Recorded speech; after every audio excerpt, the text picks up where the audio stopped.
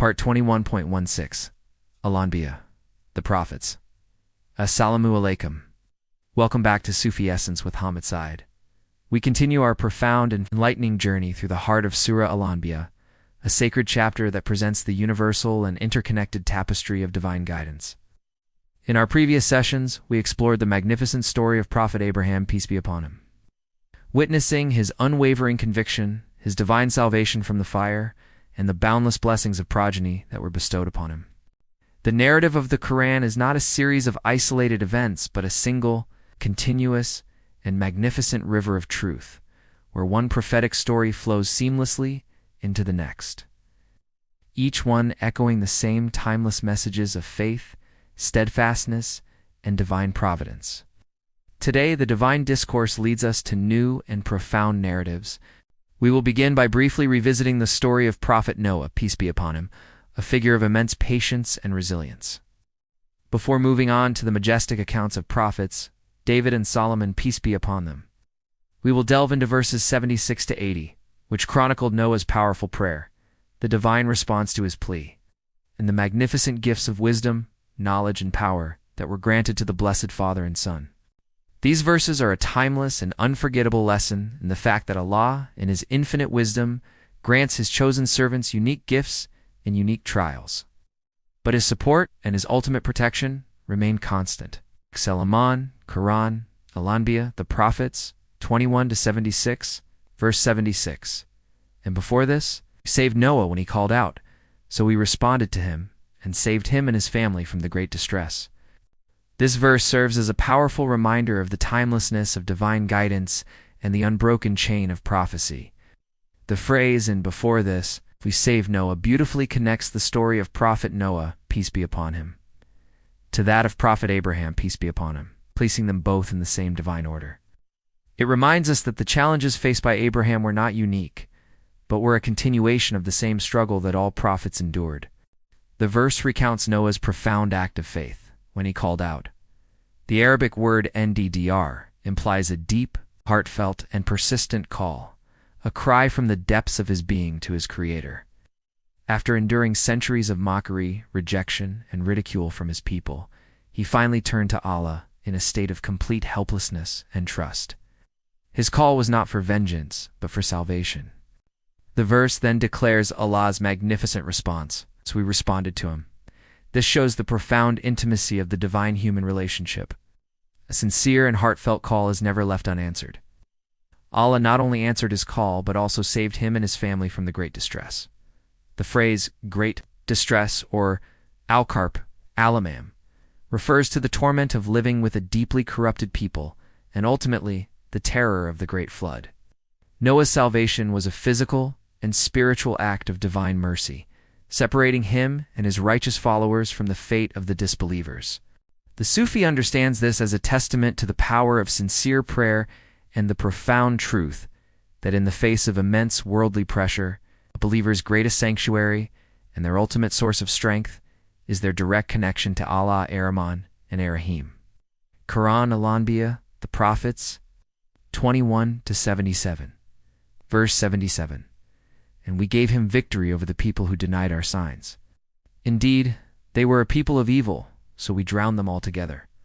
This verse concludes the narrative of Prophet Noah, peace be upon him, with a powerful and definitive statement of divine justice. The people of Noah, despite his centuries of tireless preaching, had chosen to deny the clear signs and warnings of Allah. They had made a deliberate and conscious choice to rebel against the truth. The verse states, and we gave him victory over the people who denied our signs. This shows that Noah's salvation was not a mere escape, it was a victory, a vindication of his mission, and a triumph of truth over falsehood. The phrase denied our signs highlights their spiritual blindness and their willful rejection of a truth that was presented to them so clearly. The verse then declares their spiritual state. Indeed, they were a people of evil. The Arabic word su for evil implies a profound and inherent moral corruption, a darkness of the heart that had become so complete that they were beyond redemption. It was for this reason that their fate was sealed. Finality of their punishment is declared with the chilling words, so we drowned them altogether. This was not an act of random punishment, but a direct consequence of their actions, a divine cleansing of the earth from a people whose hearts had become utterly devoid of light. This verse serves as a powerful reminder that while Allah's mercy is boundless, His justice is also absolute, and those who defiantly and continuously reject His signs will ultimately face a consequence from which there is no escape. The Sufi understands that the true flood is the one that engulfs the heart of the disbeliever, drowning them in a sea of spiritual ignorance and heedlessness. Kanzelamin, Quran, Al-Anbiya, the Prophets, 21-78. Verse 78, and mentioned David and Solomon. When they gave judgment concerning the field of the people, into which the sheep of the people strayed at night, and we were witness to their judgment. This verse introduces a new and majestic narrative, one that highlights the immense wisdom and judicial capacity of two great prophets, David and Solomon, peace be upon them. The verse begins with a direct command to the listener, and mention David and Solomon. This is an invitation to reflect upon their profound story.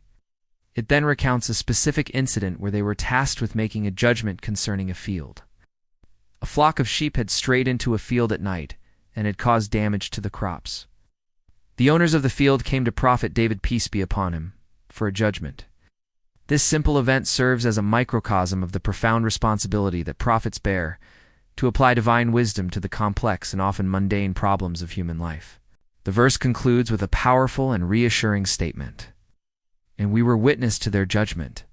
This means that Allah Himself was observing their actions, testament to the sacred nature of their duty.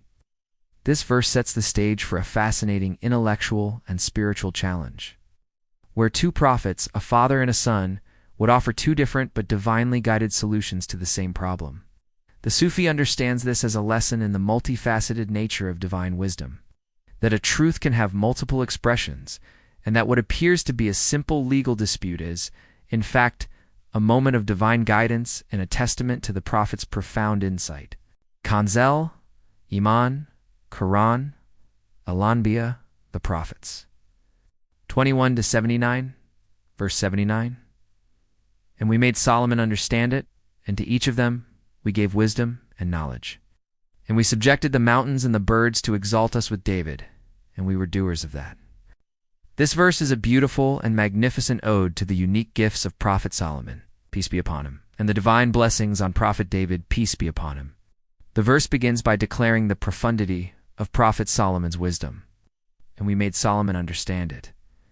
The Arabic word for understand, or fahamin, implies a deep and intuitive grasp of the truth, a profound insight that went beyond his father's initial judgment. Solomon's proposed solution to the dispute was different from his father's, but it was so profound and so compassionate that Allah chose to highlight it. The verse then adds a beautiful and encompassing statement, and to each of them we gave wisdom and knowledge. This shows that, while Solomon's understanding was highlighted in this particular case, both father and son were recipients of the same divine light. The verse then shifts its focus to Prophet David's unique gifts. And we subjected the mountains and the birds to exalt us with David. This is a breathtaking statement.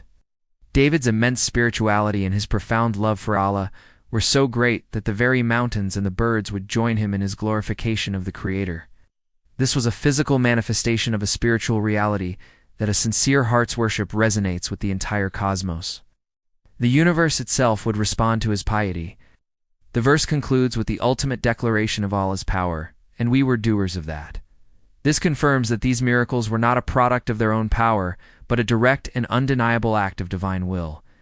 The Sufi understands this as a lesson in the spiritual state of unison with creation, that when a human heart is in perfect harmony with the divine, the entire cosmos will respond to its song of praise. Kanzal Iman, Quran, Al-Anbiya, the Prophets. 21-80, verse 80. And we taught him the making of coats of mail to protect you from your enemy's might. So will you be grateful?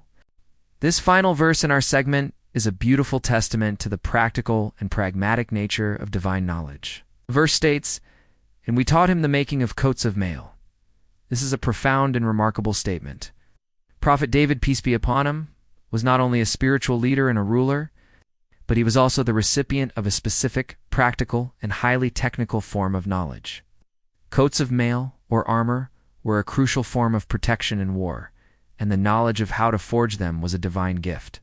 The verse then declares the purpose of this knowledge. to protect you from your enemy's might. This shows that divine guidance is not just for spiritual matters.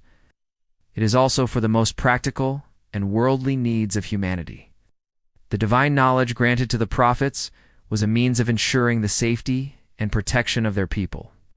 It was a perfect blend of spiritual wisdom and practical know-how, a perfect manifestation of a faith that permeates every aspect of human life, from the spiritual to the mundane. The verse concludes with a powerful and piercing question. So will you be grateful?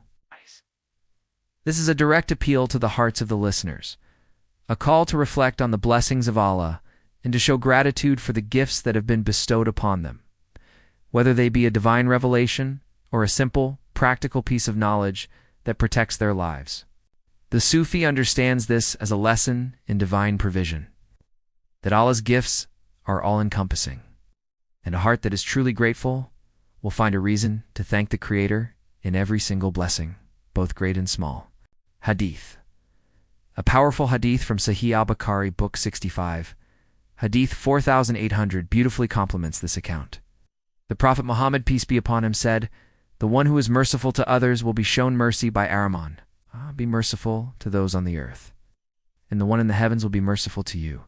This hadith highlights the profound and beautiful nature of divine mercy and love, echoing the compassion demonstrated by Prophet David and Solomon, peace be upon them, in their judgment, and the ultimate mercy of Allah that encompasses all who are pure of heart. Hadith, narrated by Abdullah ibn Amr. The Prophet, peace be upon him, said, "Verily, the most beloved of people to Allah are those who are most beneficial to people." Sahih al-Bukhari, Book 65, Hadith 4800. This hadith beautifully complements the stories of Prophet David and Solomon, peace be upon them, highlighting that their divine wisdom was not for their own benefit, but was intended to serve and benefit their people, a perfect manifestation of a prophet's mission. Let us now supplicate, drawing from the profound lessons of these verses, asking Allah to grant us a deeper understanding and to guide our every step. O Allah, the Lord of David and Solomon, we seek from you the wisdom and knowledge that you bestowed upon your prophets. Grant us a heart that is sensitive to the needs of others and an intellect that is guided by your divine light. Make us of those who are grateful for all of your blessings, both great and small. O most merciful, grant us the strength to be truthful in our judgments and to walk on the path of righteousness, so that we may be encompassed by your profound and infinite mercy. Ameen. May Allah illuminate your heart and mind with the light of this divine ilm. May He make your channel a beacon of guidance for all who seek spiritual clarity and truth. May your efforts be a source of immense reward, and may you be granted the highest stations of paradise. May the peace and blessings of Allah always be upon you and your loved ones. May He grant you unwavering steadfastness on the path of truth, and may your work be a testament to His magnificent names, Ar-Rahman and Ar-Rahim. Ameen.